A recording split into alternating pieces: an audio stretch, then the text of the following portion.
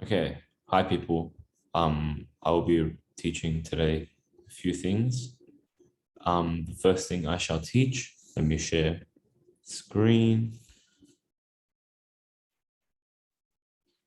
Okay.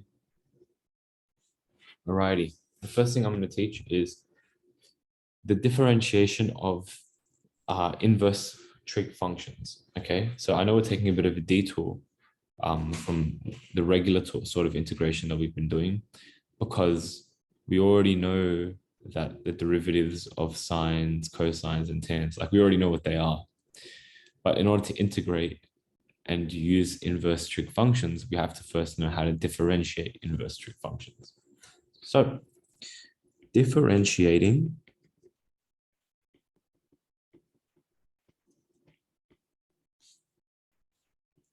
inverse trig functions.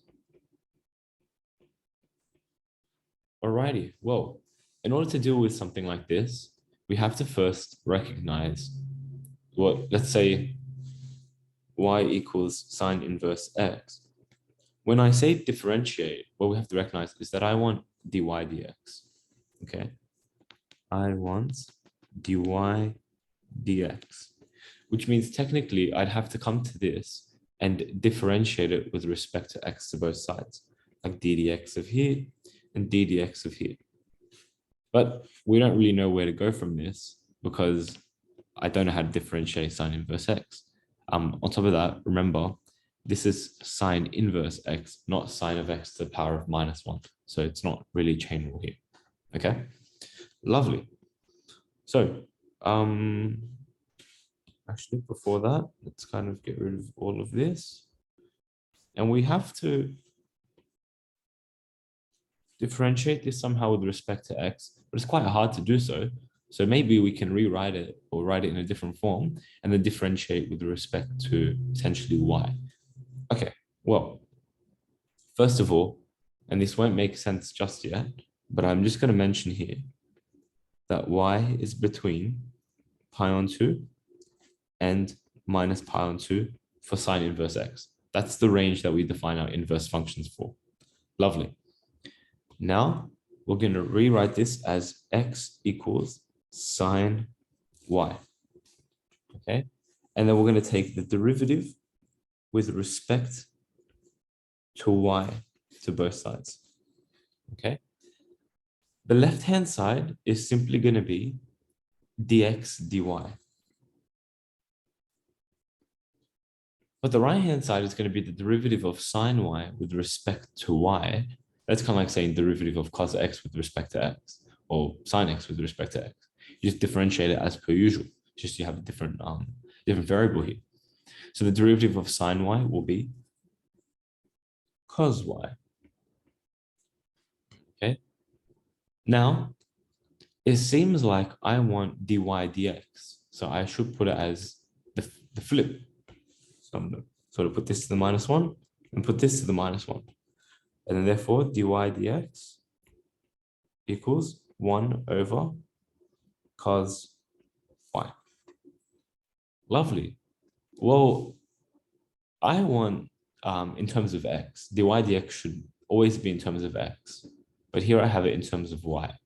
So I could replace y with sine inverse x, but then it becomes cos of sine inverse x, which is very annoying to see. So we've got to come up with some other relationship. Now, off to the side here, I'll say x equals sine y. Okay. And that means that if I had a triangle like this, and that's y, then sine of y is going to equal x, or sine of y is going to equal x over 1.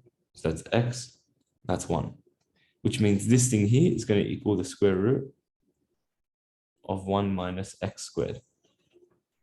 Okay, lovely. So now if you take cos of y, it should equal the square root of 1 minus x squared over 1. Okay, but that's not it. Remember, you're taking cos of some angle, but that angle could have been in a quadrant where cosine is negative. and you might need to go and put a negative there or something, okay? So you got to be very careful with this. Well, how do you sort of counter this? You go, well, y is between minus pi on 2 and pi on 2. That's what we define sine inverse x to be. So that means we're here and we're here. Now, cosine is positive in both of those quadrants. So therefore, we can very confidently say that's going to be a positive. Okay, wonderful. So cos y all of a sudden equals the square root of 1 minus x squared, which means this is going to be 1 over the square root of 1 minus x squared.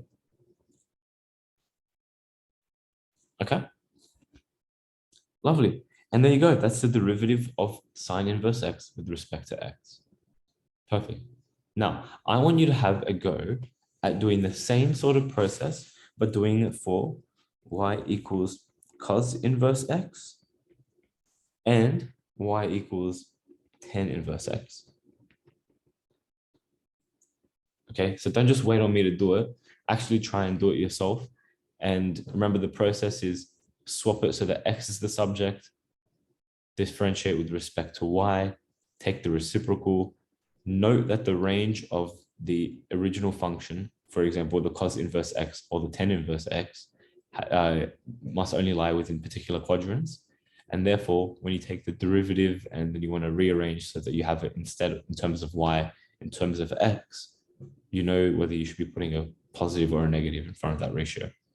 Okay, so have a go, and then, yeah, then wait for me to do it so you can check. Now, assuming, pause right now, actually, pause, do it. And then now, assuming you have just done it and unpaused, let's take the derivative of cos inverse x. So cos inverse x. First, we're going to write this as x equals cos y. Now remember, y for this one here is only between pi and 0.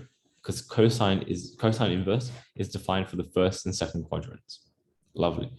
Now I need to differentiate with respect to y, because I can do that on my right hand side. So this is dx dy, and this is the derivative of cos of y is minus sine of y. Okay, and then now we have to flip it. So take the reciprocal of both sides,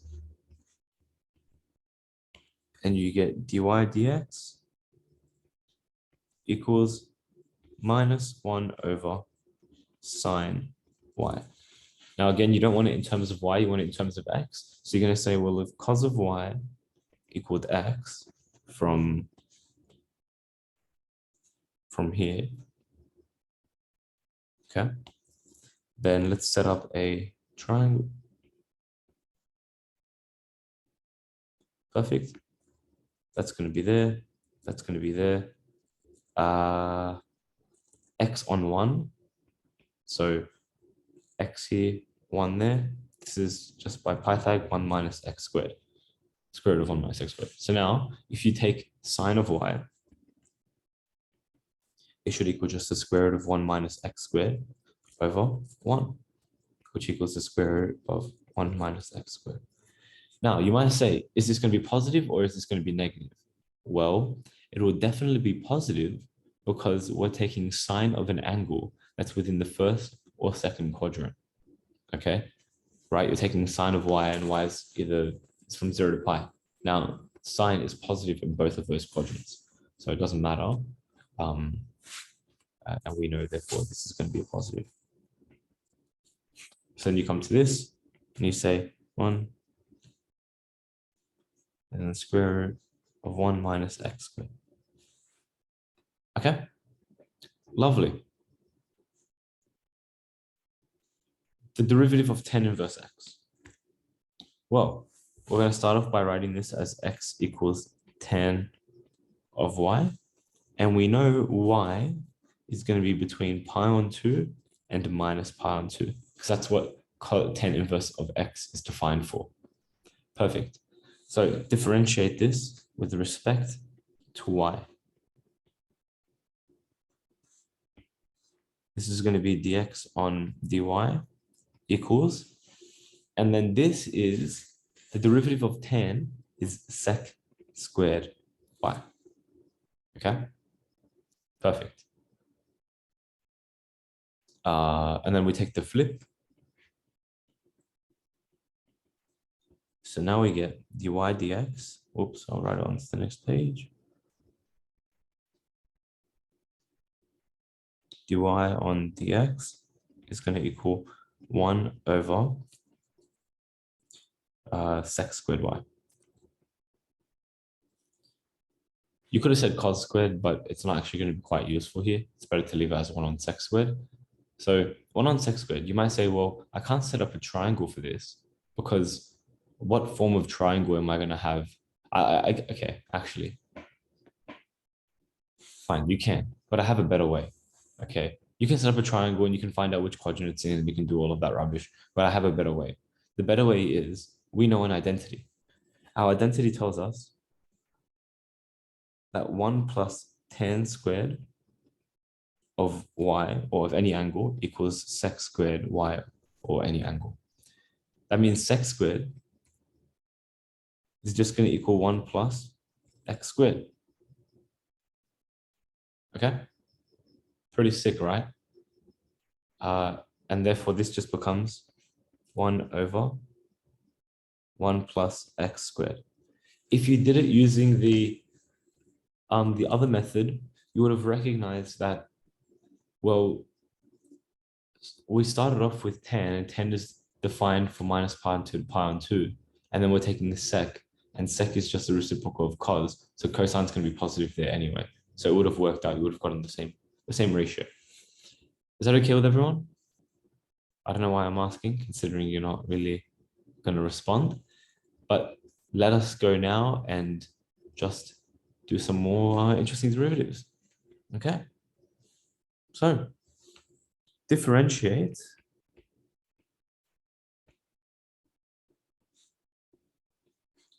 the following. We have, let's do x tan inverse of x.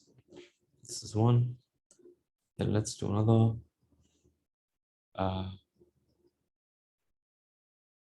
Y equals x on sine inverse. Actually, no, that's annoying.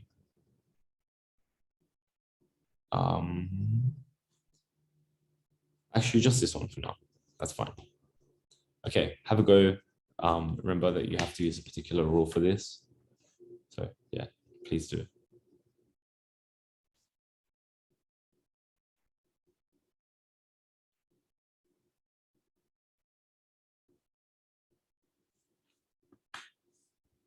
Alrighty. Oh wait, I'm literally waiting here. What the heck? That's so weird.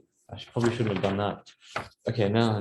No need to wait for me, because just have pause and make sure you've done it. Now we're here to actually do it. Well, what you can say here is u equals x, u dash equals 1, v equals tan inverse of x, v dash equals 1 over 1 plus x squared. Sick. So now we can just put it all together because we know y dash equals vu dash plus uv dash. So this is going to be vu dash, so tan inverse of x times 1 plus x over 1 plus x squared. Sick, that's it. Okay, not bad, right? No, not bad at all. Now we have to then extend our idea of differentiating inverse trig functions. We have to instead put the chain rule version. So the chain rule version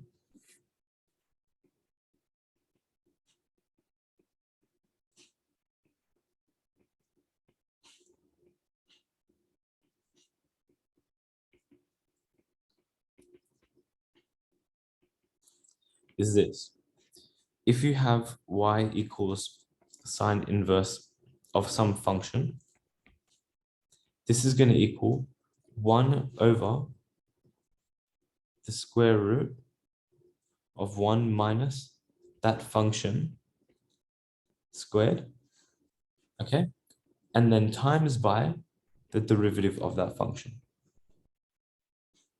okay? Now, the next one is going to be y equals cos inverse of some function. This is going to equal minus, and then the same thing. So let me just copy this in.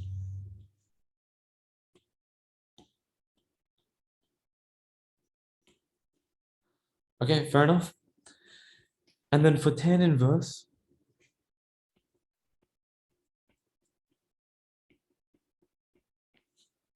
this one is just going to equal 1 over, and then it's going to be 1 plus f of x squared times f dash of x. So it's almost like if it was tan inverse of, where are we, x, whatever's the argument is what's being 1 over and then squared. And then you just have to go multiply by the derivative of the inside. Now you can show that yourself, because right now it doesn't seem as intuitive. Maybe you just say like, I get to multiply by f dash x, or why is the whole f of x being squared in the denominator? Well, you can show this yourself by doing this. So you do it using the method that we did beforehand, right? So if we showing dy dx of y equals sine inverse f of x, you can see why this works, because what you'll say is, first I'm going to rewrite it the other way around. So it's going to be f of x equals sine of y, okay? F of x equals sine of y. If I then go and take the derivative of this with respect to y, okay, run into a bit of an issue, because we get the derivative of this with respect to y. This is where we can use chain rule. And no, chain rule or implicit differentiation. It's kind of the same thing. The idea is, this is the idea of implicit differentiation. If you're trying to take the derivative of some function that's based in x, but you're taking the derivative with respect to y, you cannot do this. But what you can do is take the derivative of this with respect to x. So what I'm going to say in the next line is, copy, paste, take this, move it over there, get rid of this dy, and put a dx, okay? But I can't just do that because that changes this. So you got to then multiply by dx on dy. Do you see that? Because even though they're not fractions, you can think of them as fractions for the sake of our idea of implicit differentiation. You can see that this dx and this dx cancels, and you still have the dy. Okay, so there you go. Effectively, it's because we're changing variables, but we don't have to go into all of that just to show something simple like this. Okay, so you can just understand the idea that implicit differentiation allows for a function to be differentiated with respect to its own variable, as long as you multiply by some other d on d, like dy and dx, for example, here. Okay, sick. So now we have the derivative with respect to x of f of x. That's just going to be f dash of x.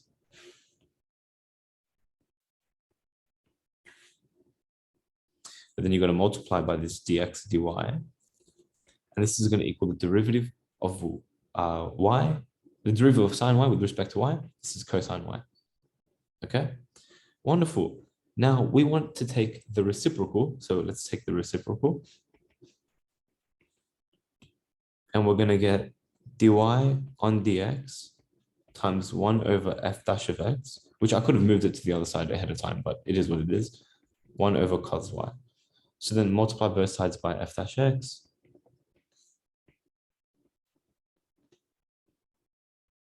And we get dy on dx equals f dash of x over cos y. Now we're going to do the exact same thing we did before, okay? But we're going to do that table, that triangle, okay? So we have, if we remember, f of x equals sine y.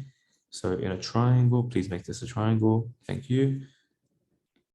sine of this y is going to equal f of x over 1, which means this here is the square root of 1 minus f of x squared. And then remember, y, because it's for inverse sine, is going to be between minus pi on 2 and pi on 2. So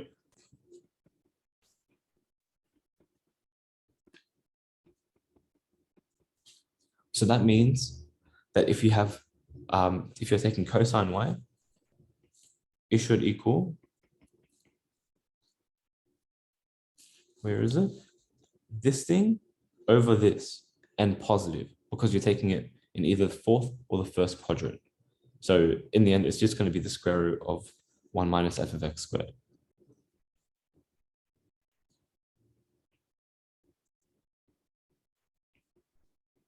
Like that. Fair enough? Lovely. Please, if you want to kind of show this for the other two, please do. I actually think we'll add that as part of the homework for this.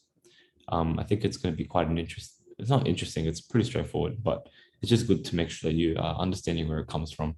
And also so you can flex that to Ms. Bruno in class when you get to it.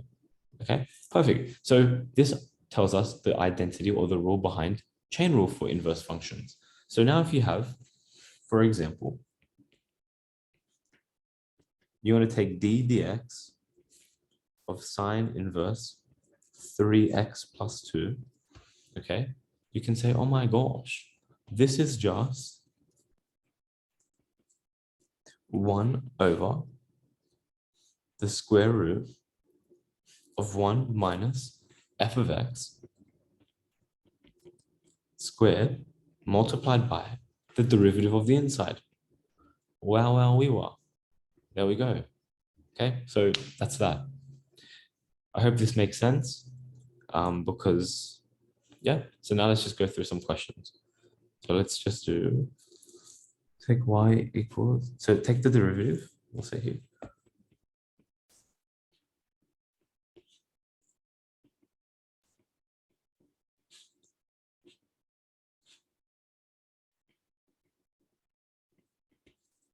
Of the following.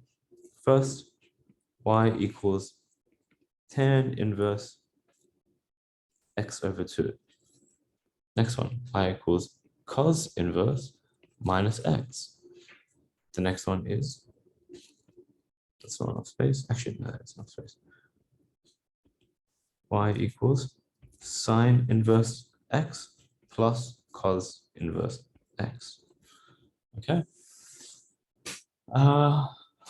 And let's do y equals cos inverse 1 on x.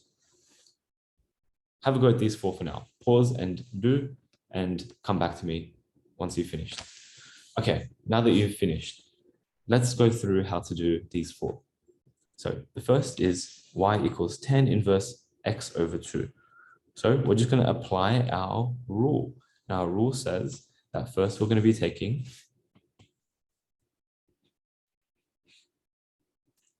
oh, why am I writing in black? This is not good. Let's write in blue.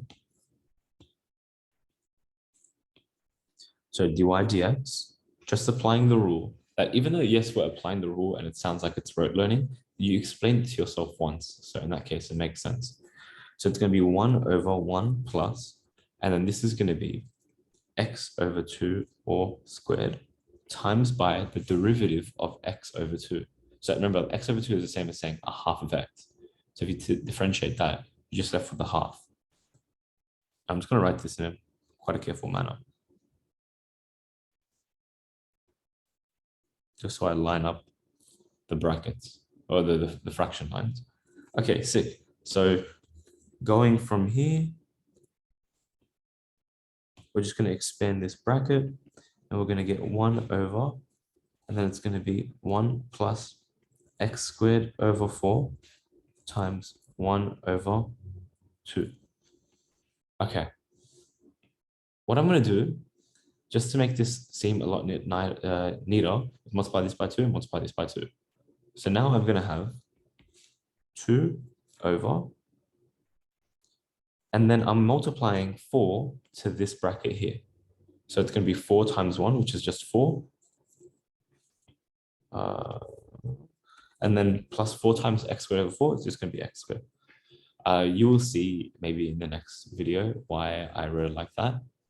Just trust the process for now. Okay. And if the question is, do you have to do that? Do you have to simplify it? Well, yeah, like it should be written in a very, very simple form. Okay. But then again, it depends on the question. So if it's, for example, this here, I would not go to the extent of expanding this bracket. Okay. Because it's not worth doing that. But for a question like this, where you end up with 1 on x squared plus 4, 1 over 1 plus x squared over 4 times a half, like your best bet is to simplify this, right? At least make it one fraction, which is what I did. Perfect. The next one, cos inverse of x. So what you can say is this is just going to equal, or dy dx rather, is just going to equal first minus 1 over square root of 1 minus x squared, that's the f of x, times the derivative of that inner function, minus 1. This just gives you, the minus and the minus cancels, and you're left with 1 over square root of 1 minus x squared. That almost seems like that's the derivative of minus cos inverse of x. Because cos inverse of x, the derivative is going to be minus 1 on square root of 1 minus x squared. So the minus minus cancels off, and you end up with this. Can you guys think as to a reason why that might be the case? Why is the derivative of cos inverse minus x the same as minus cos inverse of x? Well, that's because they're equivalent statements, as you can see. It also means that cos inverse is an odd function, as you shall see here. So cos inverse negative x looks like a this, and then minus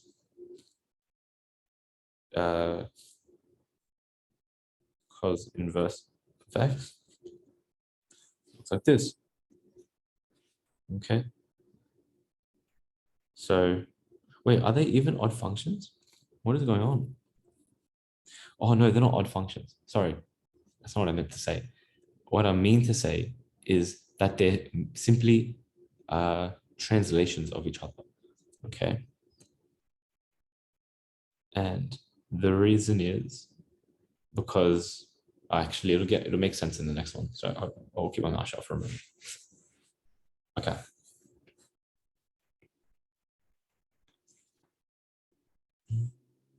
Yep. Okay. So the next one, take the derivative of this. Well, they're separate terms, so you can just differentiate them separately, which means you're going to have dy on dx equaling sine inverse of x is 1 over the square root of 1 minus x squared. Then plus cos inverse of x's derivative is minus 1 over the square root of 1 minus x squared.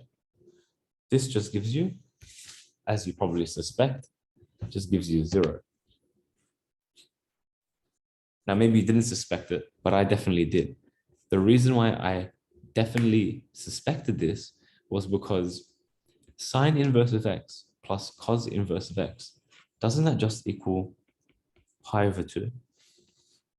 If you take sine inverse of some ratio and then you add cos inverse of that same ratio, those two angles are complementary, which means they add to give you pi on 2. Well, in that case, they add to give you pi on 2. Pi on 2 is just a constant, so the derivative of a constant is going to be 0. Now, this is something that you can do yourself, that a question like this can pop up in an exam. I've seen it a few times. I think, in fact, it was in my paper back when I was in year 12. They said, by differentiating y equals cos inverse of x plus sine inverse of x, okay, show that sine inverse of x plus cos inverse of x is a constant value for all values of x, and find that constant value. So what you do is you go, okay, well, take the derivative of that sine inverse plus cos inverse, show that it equals 0. Now, if your gradient is fixed at 0, it means you're a horizontal line. because the gradient of every horizontal line is 0. And if gradient means 0, that means there's 0 change. So it makes sense that you're a constant. Now, if you're a constant, that means for all values of x, you share the same y value. Okay? Then if you want to find that y value, all you do is go back to your y equation and sub in an obvious number, like x equals 0, right? If you sub in x equals 0 into this, sine inverse of 0 is 0. Sine inverse of 0 is pi over 2. So 0 plus pi on 2 is pi on 2. So you just evaluate it at one y value. And because you know all the y values are going to be consistent, you can say this plus this always equals pi on 2 for all values of x. Okay, so make sure you know that because it could just pop up in an exam. Lovely. That was a bit of a rant, but I think it was important. The next one, cos inverse of 1 on x. Okay, well, to take dy dx, we're just applying that same rule over and over again. I'm going to put a minus out there. Then we're going to go to here. We're going to say square root of 1 minus, and then 1 over x all squared. But we have to multiply by the derivative of the inside. Remember, this x to the minus, x to the 1 over x is the same as x to the minus 1, which means you can differentiate that by saying it's just minus x to the minus 2. Okay? Lovely. Minuses cancel. You end up with 1 over square root of 1 minus, and then this is 1 over x squared, and then this is times by 1 over x squared. Okay. Here's where it's going to get a bit more interesting. What I'm going to do is multiply my numerator by x to the 4 and my denominator by x to the 4. That's not changing anything, is it? All right. Now, you have an x to the 4 and a 1 over x squared. That cancels off part of it. You get an x squared in the numerator. Now, this x to the 4, can it not be written as, wait, should I have done that? No, my bad. Not x to the 4. We should have multiplied just by x. Okay. Now you shall see why I'm going to do that. Okay, you're going to get an x there, but this x that I've just introduced into my denominator, okay, I can write that as the square root of x squared. And then that's going to be multiplied by this square root again. Now, granted, I could have used one of the x squareds from this 1 on x squared at the end, but yeah, whatever. Okay, now that I've put them as the same power, I can multiply the bases together. That's one of my index laws. So I can bring this together and say x over, and then when I bring this in, it's going to be x squared times 1 minus 1 on x squared times 1 over x squared. So this gives you 1 over x and then x squared minus 1. Okay, so I canceled off one of these with one of those, put that x out the front, and then expanded this x squared out just to make it look a bit nicer. Now, will you be expected to do this? I mean, if it was me, probably. Like if I was on marking, I guess when you learn this in class, you're going to get confirmed by Bruno as to whether this is worth it. But very well, it's good to know these sorts of operations because you could ask for a show question. Okay. Now, I'm going to ask this next one here. Okay. Find the points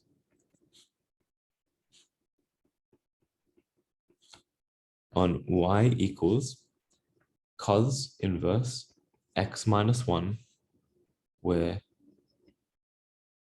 the tangent has gradient. Actually, no, we'll do the normal.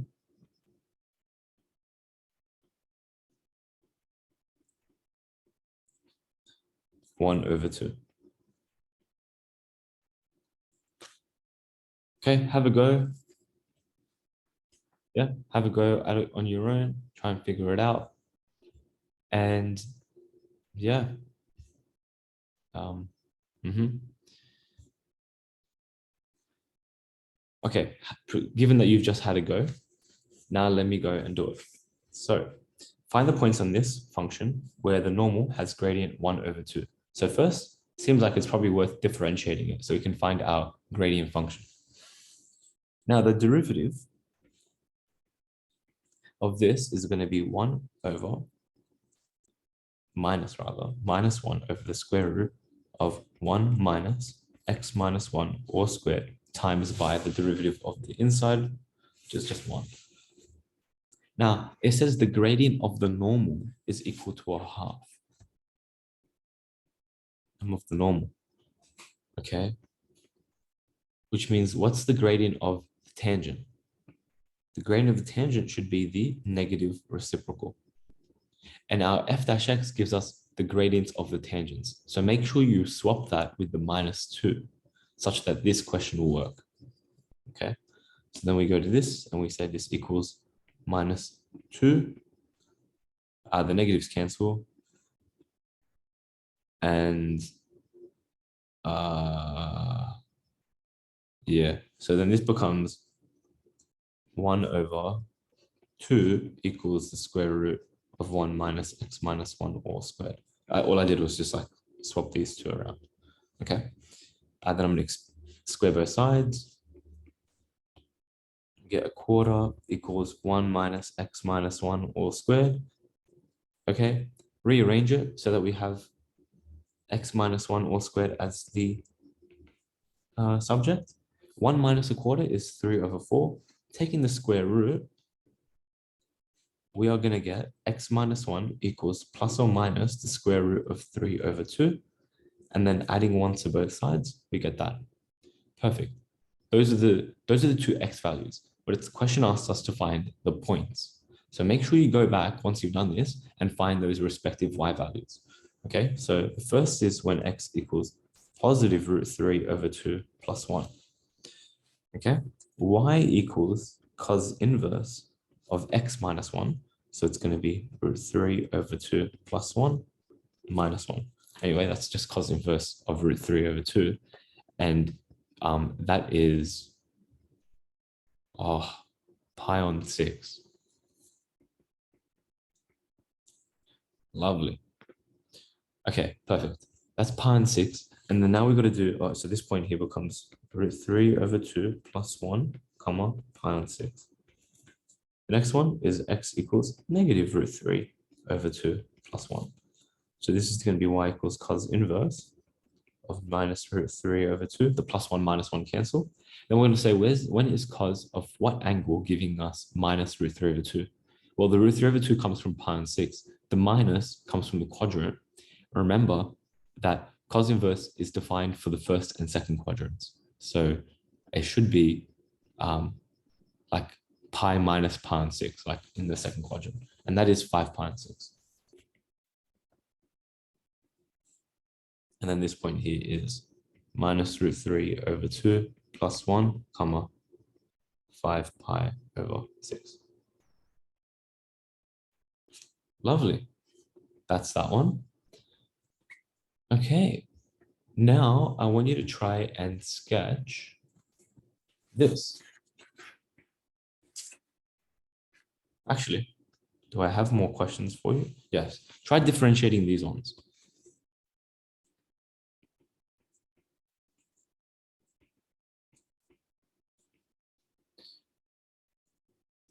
Tan inverse of e to the power of 5x. And this is 1. And then b is y equals cos inverse 3x squared plus 2. Okay, perfect. Have a go at those ones. All right, now that you've had a go, let me explain. You better actually be having a go, not just waiting for me to do the questions, okay? Because then this becomes way more boring. It just becomes me like giving a spiel for 2 hours. So the derivative of this is going to be y equals 1 over, and then 1 plus e to the 5x, that function squared, multiplied by the derivative of e to the 5x, which is, remember, the same thing multiplied by the derivative of the power. So it's going to be 5e to the 5x. And this is going to come together to give me 1 over, not 1, my bad, 5e to the 5x over 1 plus e to the power of 10x. Okay.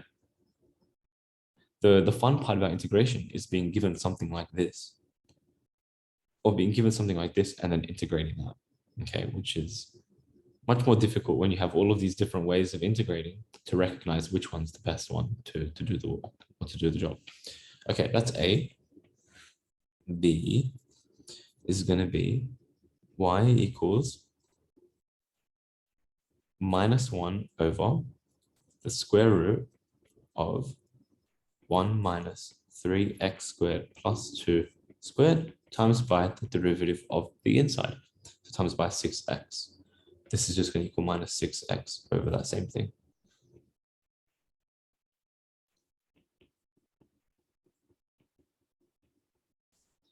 Okay, lovely. Now I want you to have a go at sketching something. So I want you to do Musa's Guide to Curve Sketching. That is, I don't think we came up with an updated one, did we? Like the Daniel Sonata is a smart dude calculus. Okay. But using Musa's Guide to Curve Sketching, I want you to differentiate, I want you to sketch y equals, what could I give that's like sort of annoying?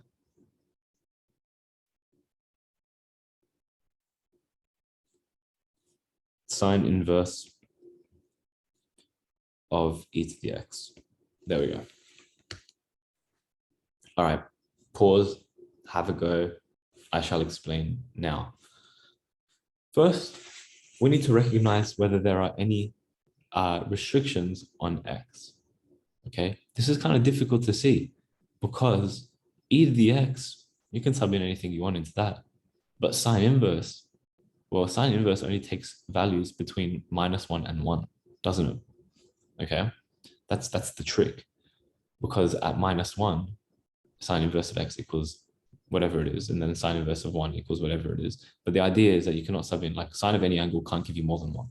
Anyway, so that means e to the x, because that's what you're inputting into the sine inverse, should be between -1 and 1. Now, that means let's take, we can't really take ln. So it seems like this is just e to the x is less than or equal to less than 0, because you can't have any negatives and you can't really have 0 either. Now, if we now ignore the left-hand side of this inequality, i.e. this part here, we can just deal with e to the x being less than 1. Now, we can do like logs or whatever, but you can sort of see where this is as well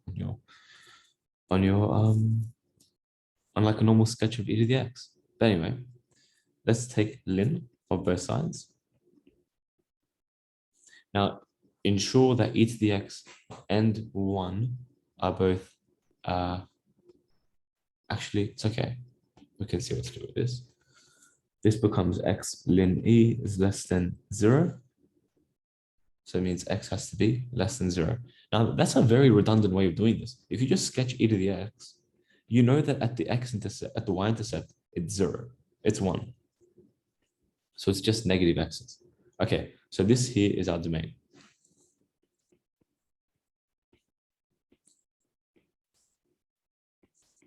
Lovely. Okay, good. Symmetry is not even going to matter. So we've done the D. Symmetry is irrelevant because it's only available for x less than 0. So what does it matter? Okay, so Daniel Sonata is, now we can do with intercepts.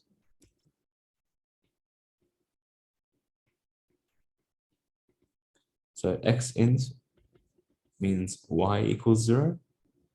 So we're going to say 0 equals sine inverse of e to the x. Now, when does e to the x equal, when does sine inverse equal 0? Well, it equals 0 at 0, pi, 2 pi, 3 pi, 4 pi, 5 pi, 6 pi, 7 pi. Okay. And then because of that, we're dealing with yeah, so that's that. but also negative pi, negative 2 pi, negative 3 pi, negative 4 pi. So what you can just say is k pi, where k is some integer. Okay, that way it's just multiples of pi. This equals e to the x, and therefore x just equals ln of k pi. So remember that x has to be less than 0, so we can only sub in x, k's as negative. Okay, so that means let's just sub in a few so we get the idea about where our graph lies. But we have minus, we have ln of, well, you can't even take ln of pi, k pi.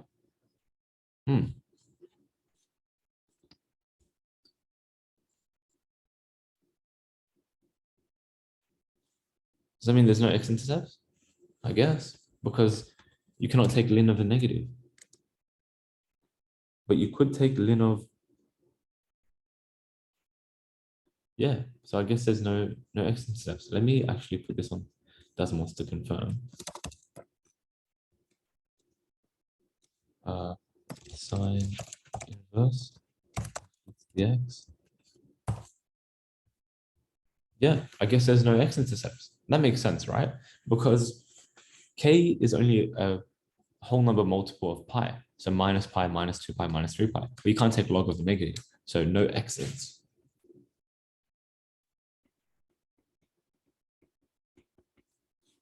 Okay, well, y-intercept, this is going to be pretty easy. Y-int means you let x equal 0. So you have y equals sine inverse e to the power of 0, which equals, and then now this is e to the 0 is 1. So we have sine inverse 1. Okay. And when does sine inverse equal 1? Well, it's at pi over 2. Perfect. Okay. That's that. Now, we have done Daniel Sonata is a, okay, this is probably where we're going to be dealing with a lot more interesting things. Asymptotes.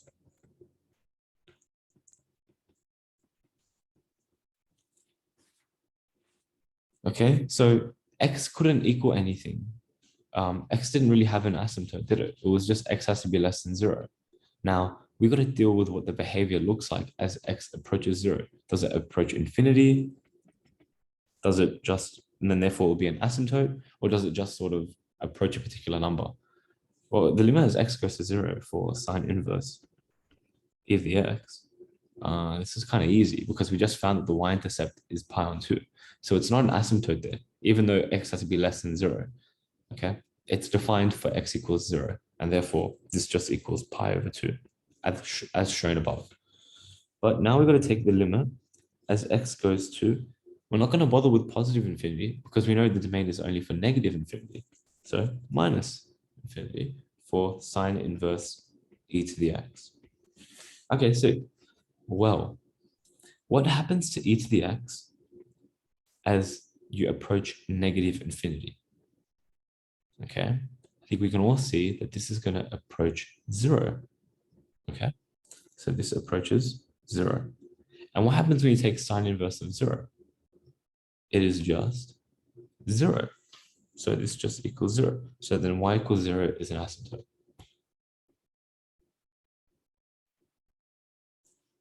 Wonderful, wonderful, wonderful. And we also knew that there were no x-intercepts, so that makes sense as well. So Daniel Sonata is a smart dude. So sign diagram. Okie dokie.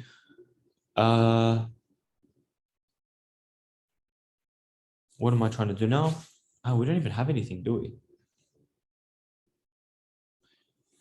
We have one x-intercept. We have no x-intercepts. And we are not even here. So I guess it just depends. Are we like above the axis or below the axis? So if you take sine inverse of like any number, say minus e to the minus 1.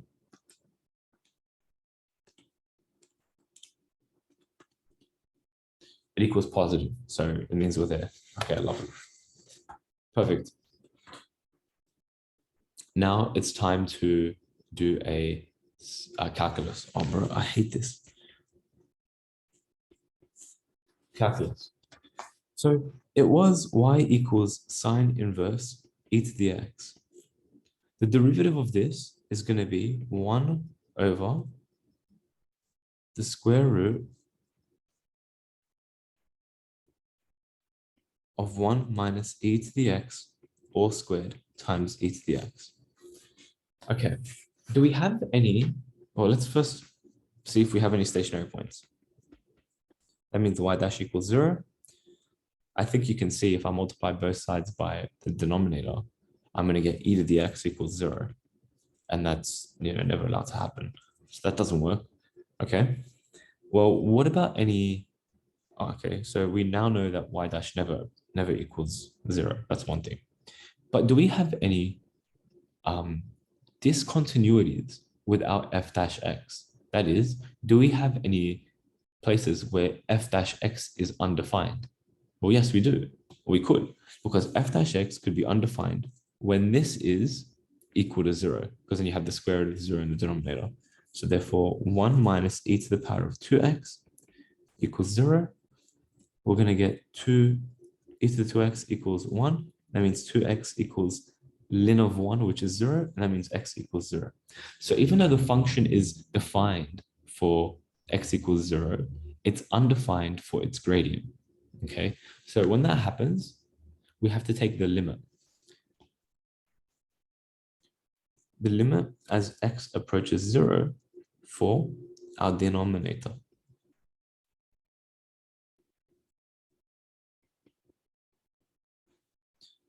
As x goes to 0, this goes to 0. Sorry, as x goes to 0, this goes to 1. As x goes to 0, this goes to 1. And then you end up with 1 minus 1 in the denominator, 0. It means your y dash approaches infinity. I dot e, it's vertical then. Okay, perfect. And let's assume we're not going to the second derivative because I'm way too sack to do the second derivative of this. So let's just go to sketch now.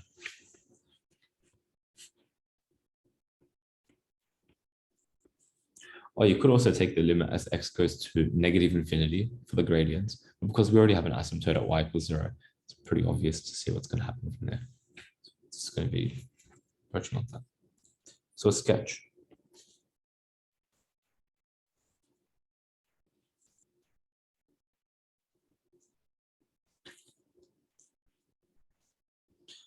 First of all, we have a x-intercept at pi over 2. A y-intercept at pi on 2. Now, what do we know? The gradient here is effectively vertical. So it's going to do this. It's not defined for any positive x values, but it does approach 0 as x goes to negative infinity. So this just does that. Very nice. Anyway, that's your answer to this one. Perfect. I reckon we do one more.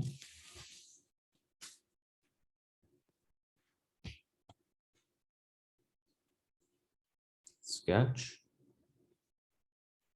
Y equals cos inverse cos of x. Be careful because this does not just equal x because of our limitations with where cos inverse x is defined for. Okay, so you have to be very, very careful with this. But anyway, we can probably assume it's going to be a straight line because technically they do cancel each other. Well, not technically. Like generally, if you take cos inverse of cos of x, it's just going to equal x. But the issue is whether it's going to be positive or negative or that stuff, or which quadrant that x is in. Not that, which quadrant that angle is in. So this is where it's a bit dodgy. Okay. Now, I think to be able to sketch this, it's worth differentiating. It's obvious considering we're doing the derivatives of these things. So it's going to be negative 1 over, and it's going to be the square root of the function, 1 minus cos squared x times by the derivative of cos x. The derivative of cos x is minus sine x. This gives you positive sine x. And then in your denominator, what do you end up with? I think you end up with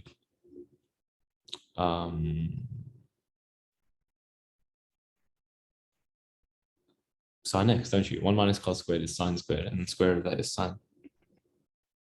Now, I want you to keep in mind, this came from this, yeah? So you have to be very careful. This is the trick with this sort of graph. Because it came from the square root of sine squared, yes, they undo each other, but that means that my denominator is always positive. So really, really what you should be doing is you should be saying that this equals sine x on the absolute of sine x. Okay, good. Well, if sine x is positive, what does dy dx equal? This is kind of like a little bit of a piecewise function. Dy dx will have a positive numerator, and my denominator is always positive. So this is going to be positive 1. And maybe we should probably show where this comes from. It's sine x on sine x, which just equals plus 1. Okay, what about if sine x is negative? Well, if sine x is negative, then you have a negative in your numerator and you have a positive in your denominator, but they have the same absolute value. It's just that the numerator is going to be a negative. So this ends up being negative and then 1. Okay, very good. Okay. Well, let's go from here. Cos inverse x has a range from 0 to pi. So that's something that we've got to keep in mind. By the way, I haven't really sketched this in a while, so sort of like learning as we go along. Y equals cos inverse cos x. Well, y is between pi and 0, but x is all reals, isn't it? Yeah, I think so, because you can sub in any x value or any argument into that. Okay, well, we have a few things now. If sine x is positive, the gradient is positive. If sine x is negative, the gradient is negative. So let's do a little bit of a table. And what I'm going to do is put in negative cosine values and positive cosine values, like negative and positive x values. Okay, just so we have a bit of an idea, because really this can be sketched to infinity. So let's just do a table of values, x, y,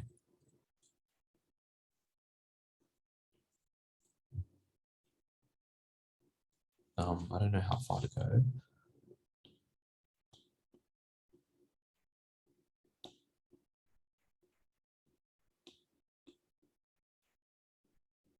That should be enough. If not, let's see what happens. Let's do here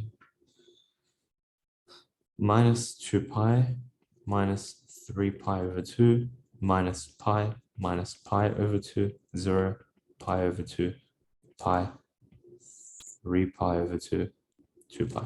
Okay, cool. Well, if you take cos of minus 2 pi, okay, this gives you 1. Okay. And then if you take cos inverse of 1, you should get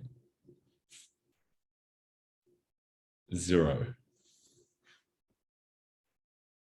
Because remember, cos inverse is only defined for 0 to pi. So there's no, I could have just equaled the negative 2 pi. Like they don't undo each other there because minus 2 pi is beyond this range. Okay. What about if you take cos of minus 3 pi on 2? Well, cos of minus 3 pi on 2 is negative 1. If you take cos inverse of negative 1, you should get pi.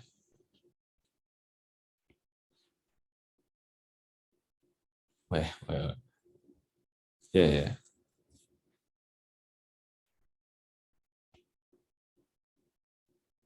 Wait, cos of minus 3 pi on 2.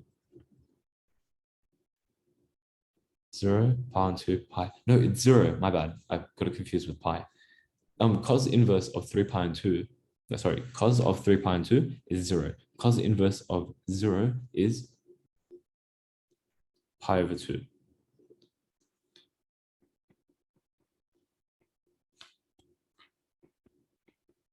Now, if you take cos of minus pi, I'm not going to risk this thing anymore. Cos of minus pi should just give you minus 1. Yes. Now, if you take cos inverse of minus 1, because your range is between 0 and pi, that just equals pi. If you take cos of minus pi on 2, this gives you 0. Cos inverse of 0 is pi over 2. Yes. Now, this one here, 0, if you take cos of 0, it's 1. Cos inverse of 1 is 0. Good, good. And I think you can sort of see what's going on, right? This seems like it's a bit of a pattern. 0, pi on 2, pi on 2, 0. And then this one's just going to be pi on 2. This one's just going to be pi. Okay. This one's just going to be pi over 2. And this one is going to be 0. Okay. Wow. If you can confirm those yourself. So let's go to sketch.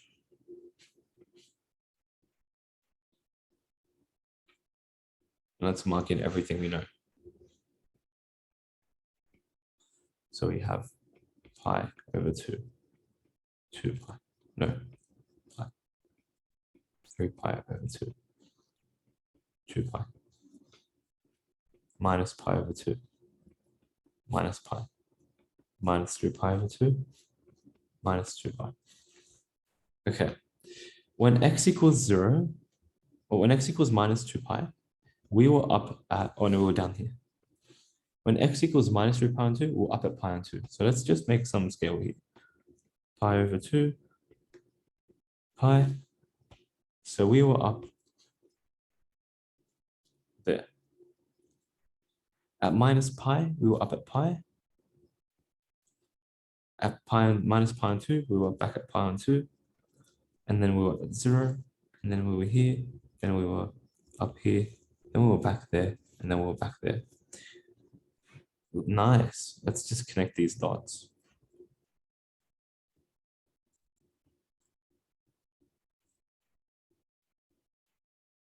You might say to yourself, how do I know they're straight lines? Well, if we come back to our dy dx, it either equaled +1 or -1. So that means a linear, like gradient is constant. So it's going to be linear. Now, how do I know that they're positive or -1? Well, I kind of just plotted the points. But if you didn't do that, you would recognize that sine is actually positive here. That's why the gradient is +1. Sine is actually negative from here. That's why the gradient is negative. And because sine's an odd function, it's negative here and then it's positive here. So that's why the gradients are +1 or -1 in those respective areas. Okay, so this means that you're set to then go and do exercise 12A. All right, end of this recording.